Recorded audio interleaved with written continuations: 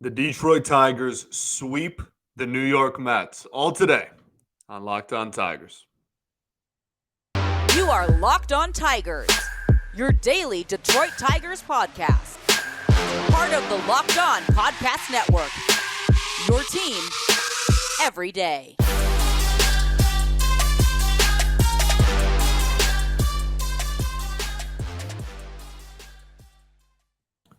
What is up, everybody? Welcome back to another edition of Locked On Tigers. I'm, of course, your host, Scott Bentley. Today is Friday, May 5th, 2023. Thank you so much for making Locked On Tigers your first listen every day. We are free and available wherever you get your podcasts and on YouTube, part of the Locked On Podcast Network, your team every single day. Today's episode is brought to you by BetterHelp. BetterHelp connects you with a licensed therapist who can take you on the journey of self-discovery from wherever you are. Visit betterhelp.com/lockedonmlb today to get 10% off of your first month. Alrighty. Well, the Detroit Tigers did it just as we all expected. They swept the New York Mets this week. Doubleheader on Wednesday. Took both from them in that one against Max Scherzer, and then they win 2-0 against the Mets on Thursday afternoon against Justin Verlander in Comerica Park. He got a nice standing ovation to start off the ball game, gave a little tip of the cap to the crowd and whatnot, and then turned around and gave up 2 homers. And those would be the only runs scored in this baseball game. What a ball game. What a day. Let's start. Where do you want to start? We can start with the offense, I guess. The biggest story of this game, not even close, is that Eduardo Rodriguez is on an absolute heater. He legitimately, over his last 5 starts, has a real case, and this is not me exaggerating, whatever, for best pitcher in baseball. Again, I'm not saying he is the best pitcher in baseball. I'm just saying over his last 5 starts, he has literally given up 2 runs total. And so, like, he has like a .4 ERA over his last 5 starts. We can go through his line at the end, but I guess we can just start there now that we're already talking about it. Erod has been an absolute monster. When he is on, he is the definition of what Scott Harris wants in a pitcher, right? We talk about dominating the strike zone. That is exactly what Eduardo Rodriguez does when he is on top of his game. Incredible pitch mix in this one. He threw 102 pitches total, 35 four-seam fastballs, 33 cutters, 16 sinkers, 13 changeups, and 5 sliders for good measure as well. The changeup was fascinating to me because in the first 5 innings, I want to say, he had only thrown like 5 or 6 total, and almost half of those, or about half of those, were all in one at bat to Tommy Pham. Tommy Pham just got a ton of changeups. It worked out well for him. Clearly, it was part of the scouting report. But like in the first 5 innings, maybe even 6, he just genuinely, like, he barely touched the changeup unless Pham was at the plate. And then at the end of the outing, when the velocity maybe started dropping a little bit, maybe some fatigue started setting in, he went to the changeup and it was absolutely lethal. So the ability to reach back and just go to any pitch at any given moment is obviously a huge, huge, huge thing for him. But we talk about it all the time. The reason why Eduardo Rodriguez is so good when he is on is because all of his pitches are tunneled perfectly. They're all like a variation of the same pitch, right? He has a straight four-seam fastball. He has a cutter. It moves a little bit, just a few inches to make you miss the barrel, get weak contact. He has a sinker, which moves the other way, opposite as the cutter, but still looks like a fastball coming in. He has a changeup, which notoriously for 100 years is the off-speed pitch that looks like a fastball going in. And then if he feels like it, he throws 5 to 10 sliders a game. It's lights out stuff, and he is not afraid to challenge you anywhere in the strike zone with any of his pitches. The best example of this in this ball game particularly was the at bat. I think it was to Alvarez. I want to say it was to Alvarez, the catcher for the Mets, former top prospect in baseball. And it was an 0-2 count, and Alvarez worked it full. This is later. This is like sixth or seventh inning, by the way. Alvarez works a full count, and Erod is not going to walk you. In this last 5 games stretch as well, I think he only has 3 total walks in his last 5 games. He's not going to walk you. You're not going to get put on base by him. He had 1 walk today, and that was his first in a couple outings. So he's going to challenge you. You have to beat him. He's not going to beat himself. And that's what I love and appreciate so much about the way he pitches. And in this at-bat, he worked the count full. And then he said, okay, well, here is not a fastball right down the middle, but here's a cutter, middle-ish, middle part of the plate, but running in on the hands. Alvarez batting right-handed, Erod obviously a lefty. We ground ball to second base. Like, that is what makes him so effective, is because he can challenge you whenever he wants. He doesn't need to fear walking you. He doesn't need to nibble. You have no clue which of his 83 variations of a fastball is coming at you. And that's why the pitch mix is important. And obviously, without overpowering velocity, the command is important, but it's been pretty good all season. And he is on an absolute tear over his last 5. Now, eventually, this is going to lead to some pretty, I don't call it difficult, but some pretty real conversations as the season goes along about when and if to trade Eduardo Rodriguez. Now, I have been very open with y'all since January, okay, about the fact that he's opting out. There, without, especially with the way he's pitching lately, he's opting out. Okay, it's gonna happen. So we can at least have that in the back of our heads. There's no suspicion there. Just believe that he's opting out, because at this point, I would be jaw to the floor stunned if he didn't. So then the conversation becomes, okay, well, then at the deadline, when the Tigers inevitably are under 500 and not in a real competition for the postseason, you trade him. And if he keeps pitching like he is, I'm not saying that a .5 ERA or whatever he has over his last 5 starts is sustainable, but he's got a 1.8 ERA on the season. Even if that creeps back up to like a 2.5 ERA, you're still talking about comfortably the best year of Eduardo Rodriguez's career. And you're going to be able to flip him, and we're going to see for the first time mid-season. Obviously, we saw the Gregory Soto and Joe Jimenez trades, but we're going to see the first deadline with Scott Harris in charge and what he can get for Erod. Now, the other side of that is the more difficult conversation, and the one that it is far too early to say what direction you can say right now which direction you're leaning. But it's impossible on May 5th to say confidently with 100% confidence which side of this line you fall on, I think. And that is, you just say, forget the opt-out. Almost just cursed. You just say, forget the opt-out. Forget trading him at the deadline. The market's not going to be there for a rental, no matter how good he's pitching. Let's just say, forget it, and sign him to a new contract extension type of thing and pay him. We're far from that conversation. We're certainly not having it today. We're going to focus on this ball game, talk about this win. We're probably months away from this conversation, to be completely honest with you. I don't think we're anywhere near it.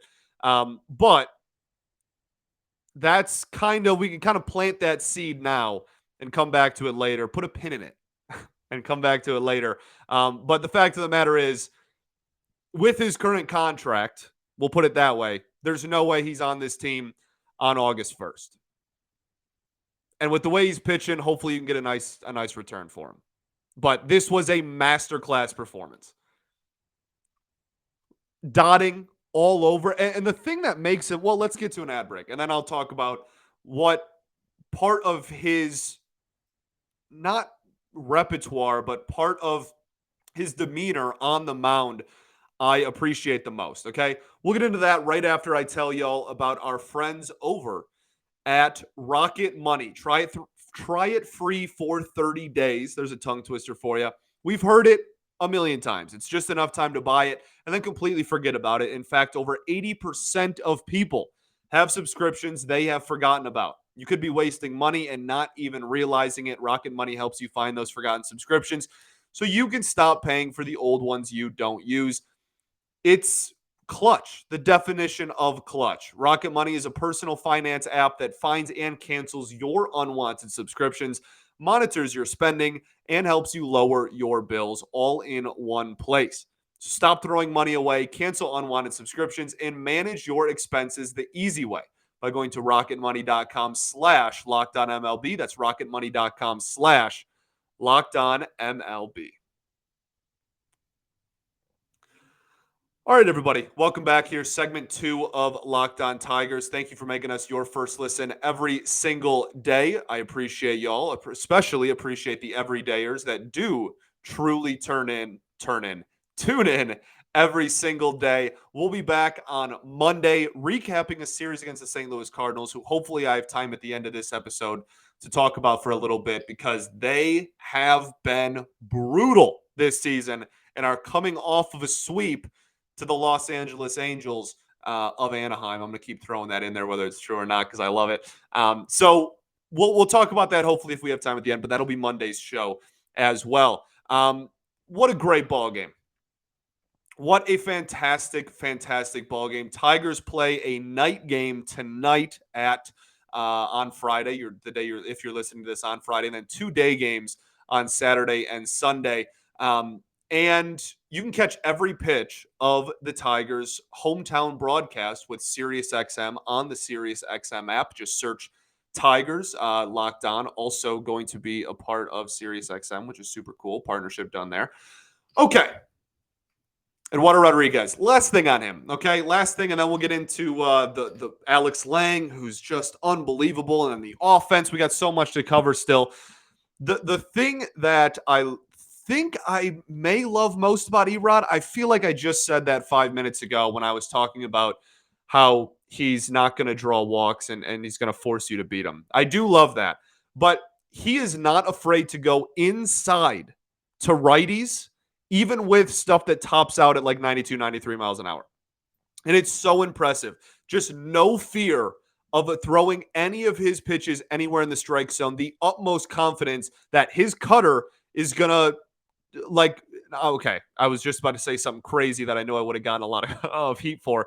I'm not comparing his cutter to Mariano Rivera, just in the same essence, the same style of not afraid to throw it inside, get weak ground balls, saw a bat and a half or two. You know what I mean? That I really do love. I'm, again, not comparing the two pitches whatsoever, but Eduardo Rodriguez's cutter has been one of the better pitches in baseball this season. Just like I said, masterclass performance. I love watching him pitch. And we'll have a lot more discussions about the future of Erod as we get further into the season. And that will, determine how much more I get to see Erod pitch in a Tigers uniform. So we'll talk about that later. But 2-0 win for your Tigers. Let's just stick with pitching for now, and then we'll kind of do the offense all at once at the end. Alex Lange is unbelievable. He is absolutely filthy. There's a confidence in Alex Lange on the mound right now that I don't think I've ever had in Alex Lange. I mean, I have very vocally been one of his biggest supporters since he was in AAA, a couple of years ago. And I don't think there was ever a time in which I was this confident in him on the bump, just because they're always in the back of your mind. You were like, he might walk 2 hitters.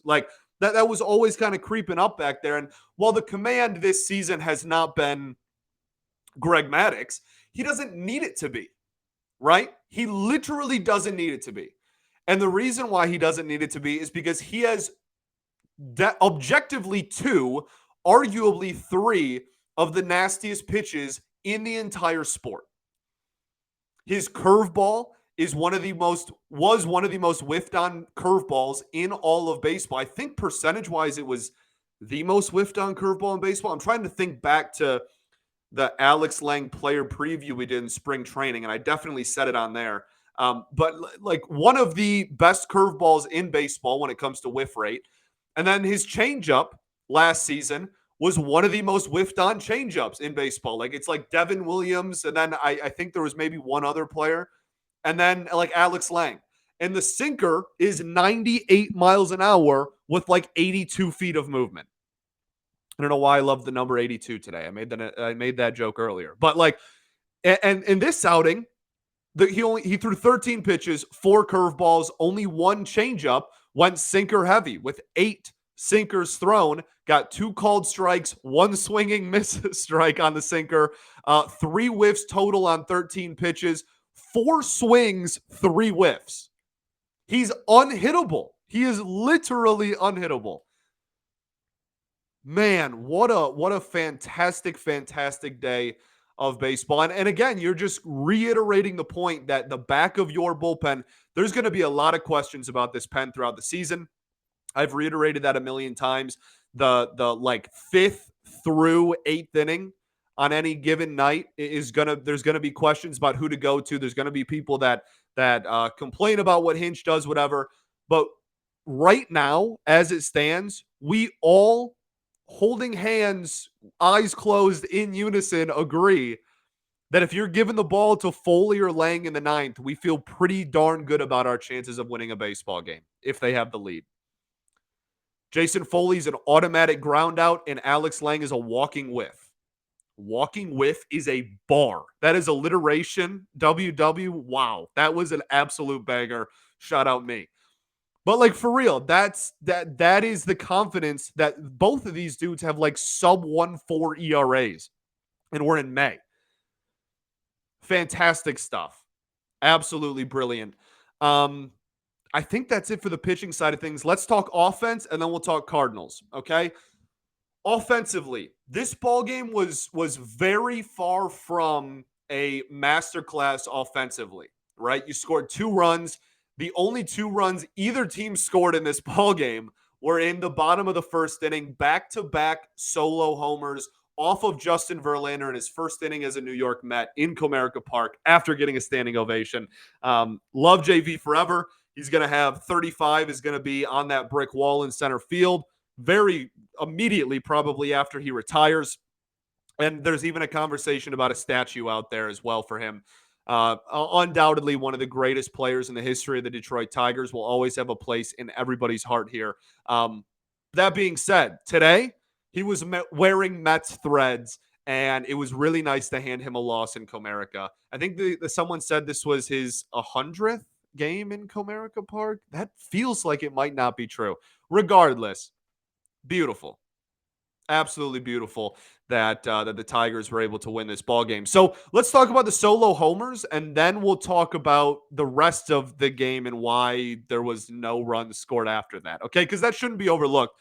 We're not going to sugarcoat it and act like this was a 10-1 route where everything went right for the Tigers. They still took their lumps offensively, but we're really seeing Verlander well early. And like the first 7 batters of the game all had 90-plus exit velo outs or homers, just 90-plus exit velo batted ball events against Verlander. McKinstry leadoff was like hit a ball like 100 miles an hour. Then you have Riley Green. That curveball, it was definitely higher than he wanted it. I think he wanted it like ball low, kind of near the shins, and it caught the strike zone. But it wasn't like it was belt high. That was a curveball low, a low and in strike. And Riley, I almost started crying. I literally almost started bawling my eyes out.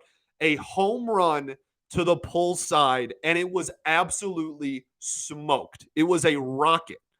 Okay, and it was on a pitch, again, low and in. The pitch that anything inside to Riley Green so far this season has just been an automatic ground out to second base.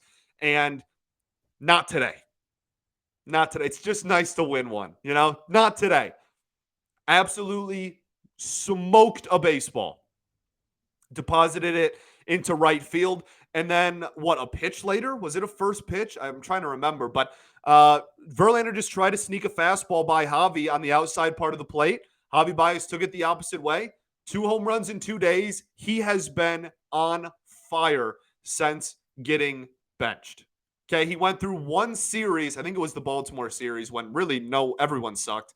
But the Baltimore series, he struggled, and outside of that, even if you include that, he's got an OPS well over 800 since getting benched. But if you take that out, you're talking about really, really good numbers. And I know that's a dangerous game and a slippery slope. Well, if you take out the bad games, he's doing well. I'm not trying to be that person, but even if you add, like I said, even if you throw in the Baltimore games, you're talking about cut and dry difference of numbers, like 300 whatever OPS before getting benched and well over 800 cents. So fantastic to see Javi finally getting the ball rolling and swinging a hot stick. Okay, let's talk about this offensive performance as a team again, because there were some good to take from it, and there is still plenty of areas for improvement offensively. We will do that right after I tell y'all about BetterHelp. This episode is sponsored by BetterHelp. It's so easy to get caught up in what everyone else needs from you and never take a moment to think about what you need from yourself. I say it pretty much every time we talk about BetterHelp on here, but I have been a huge advocate for therapy. I end every show with going to therapy is dope, right? Not a secret to anybody. I've been going myself for I think it's like pushing 6 years now, definitely 5. And it's one of the best decisions I ever made, but it was a very difficult decision to make at the time. And it's something that even if you're not struggling, it's just a way to find out more about yourself. Therapy can give you the tools to find more balance in your life so you can keep supporting others without leaving yourself behind. Just learn why you react to certain situations the way you do. Learn about just learning more about you, increasing your relationship with yourself can never be a bad thing in my eyes. So if you're thinking about starting therapy, give BetterHelp a try. It's entirely online. It's designed to be convenient, flexible, and suited to fit your schedule. Just fill out a brief questionnaire to get matched with a licensed therapist and switch therapists anytime for no additional charge. An awesome feature. Find more balance with BetterHelp. Visit BetterHelp.com/LockedOnMLB today to get 10% off of your first month. That's BetterHelp.com/LockedOnMLB.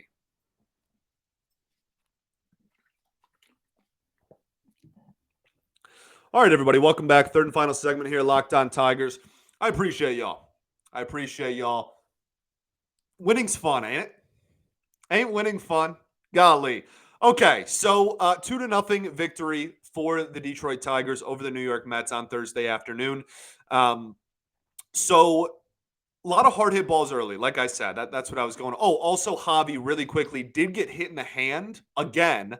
I wanted to go out there and fight the entire Mets team. I don't think I was upset as Javi. He was very upset as well. But it looks like it got, like, if you watch the replay when you're holding the bat, like it looked like it got right here again. So he might be sore again. But clearly that soreness has not stopped him from the power stroke is finally here. 0 homers in all of April, 2 homers in 3 games in May. Fantastic stuff. So hopefully it's nothing, but he did stay in the ball game and like played on defense too. It wasn't just base running. So there's at least something that feels like a good sign, right? I'm not a doctor, as you all are abundantly aware of. So I'm hoping that everything's okay there. But just to get hit in the same spot again, it's happened twice now in like a week. Really frustrating, I'm sure, for him. But hopefully, I'm sure they'll do some preliminary X-rays again. But it doesn't sound like, at least right now, I don't want to jinx it, knock on wood, that it's anything too serious. And like I said, he was able to stay in the game, which is nice. Okay. So we'll have updates on that, obviously, throughout the weekend. Maybe he misses the first game if it's just sore again, but hopefully not too much time, if any, missed. The offense as a whole hit Verlander hard a lot early. I think that was his first inning of the season. Like, you got to remember, he's been hurt. This was literally his Mets debut. So the little bit of command stuff early on, but pretty clearly dialed in, like a vintage Verlander outing, to be honest with you. Maybe gave up some home runs early and then just dialed it in and was, Tigers got he shoved, honestly, in his last 3 innings. I want to say you ended up only going 5, but The first two, Tigers were hitting the ball hard, and then 3, 4, 5, not as much. But yeah, it was really just a command thing, and also the fact that he was pretty much a two-pitch pitcher in this ballgame, which, I mean, Tigers Verlander obviously had what, 4 pitches that he went to the well to pretty often, and even kind of 5 depending on who you ask and what day it was. But this outing was 79 pitches, 37 four-seam fastball, 34 slider. Only 8 non-four seams or sliders, and they were all 8 curveballs. And the one was obviously absolutely crushed. So interesting-ish development there, but he's been changing the type of pitcher he is to be able to prolong his career even more ever since his last few years in Houston. So I don't know how much stock to really take in that, but definitely something I noticed there was pretty heavy four seam and slider there. And yeah, the Tigers took advantage early. They really jumped all over the fastballs early. They were crushing them. A lot of loud outs in the first 2.5 innings of this ball game, which was nice to see. But yeah, then he buckled down, and the offense didn't do anything pretty much the rest of the game. So 0 for 5 with runners in scoring position, 5 runners left on base. We've seen this movie before. Thankfully, Eduardo Rodriguez was not unhittable, but he was phenomenal. And then Alex Lange kind of is unhittable at the moment. And so the Tigers are able to hold on to the victory there. But yeah, still some work to do. Individual performances, I think, is kind of where this is going to be more of a conversation for a show like today, because we've seen this movie so many times with kind of just like team offensive performances. McKinstry, I think, is still seeing the ball pretty well. Riley Green, obviously 2 hits. One of them was smoked. Javi Baez, 1 for 3 with the hit by pitch. Nick Maton, that's who I wanted to talk about for sure. 0 for 4 with 3 Ks, 156 average. Look, I said it last week. It doesn't matter how many counts you work. It doesn't matter if the pitchers are throwing a lot of pitches against you if you literally can't hit the ball when it's in the strike zone. And the biggest thing for him, we've talked about it a lot as well. We talked about this in before he was even had played a game for the Tigers. We talked about this in February and then again in the spring, during spring training in March. He has not shown the ability to hit the baseball if it's not a fastball. And we talked about that a lot with Kerry Carpenter as well. But that is very much a real thing for Nick Maton as well. He saw 24 pitches in this ball game, 9 sliders, 3 cutters, 3 sweepers, 2 curveballs, the rest four-seam fastballs. And he had 5 swings and misses, 3 of them on the slider. Also had a called strike on a sweeper low and away and a cutter low and away. It was getting a lot of spinny breaking pitches because the scouting report is out, and he's got a 156 average in May. So he's going to have to make some adjustments and figure out how to hit non-fastballs, or else, again, you can't defend. I mean, I love him, right? The Wolfman, but we can't keep rolling somebody out there who, if you just throw only breaking balls against, is a guaranteed out. So he's going to have to make adjustments. Torque 0 for 2 in this ball game, had a hit by pitch as well. Had a really hard hit out. I know a lot of people don't really care when I say that anymore. Eric Haas with a hit. Andy Ibanez has been hitting the ball pretty darn well lately. Only saw fastballs in this game, which was kind of fascinating to me. Saw 4 pitches. Had 3 at-bats, saw 4 pitches, all four-seam fastballs, hitting them pretty hard. Got another hit in this one. Had a really good day yesterday, 2 days ago, as you're listening to this, against the Mets in the doubleheader as well. So we'll see kind of where he fits into things. But Jonathan Scope playing less, Andy Ibanez playing more. Do with that what you will. And then Jake Rogers, this is where we'll end the show. Great defensive game by the Detroit Tigers in this one. And we've talked about that a lot lately, how the Tigers analytically have been one of the best defensive teams in all of baseball this season. This was a great defensive game all around. I thought the outfield was really good defensively. The middle infield was solid. Erod's going to be a pitch to weak contact guy, so you got to be ready for ground balls. Andy Ibanez made a beautiful play to his left side late in the ball game, which was really nice to see. But Jake Rogers, man, he is a fantastic catcher. He is so good at his job. And in this game, he caught 2 runners stealing, which I don't blame the Mets, I guess, for like their offense wasn't clicking. They couldn't hit Erod. Do whatever you can to try to get a runner in scoring position. But threw 2 runners out in this ball game. The first one was just the definition of swagger. Like he throws him out and he like started walking off the field before the tag was even made and before the out was even called. Great stuff. And then another one on what was it, Brandon Nimmo later in the game. Fantastic. Absolutely fantastic. And he is in the 84th percentile in pitch framing as well. Do not get it twisted. Yes, the strike zone was not fantastic in this game. I'm not going to go to bat for the home plate umpire in this one. But a lot of that has to do with the fact that Jake Rogers is an unbelievable pitch framer. And that is one of my favorite things that I think is going to go away in baseball really soon. And that makes me really sad. But it's still here for now, and Jake Rogers is darn good at it. All right?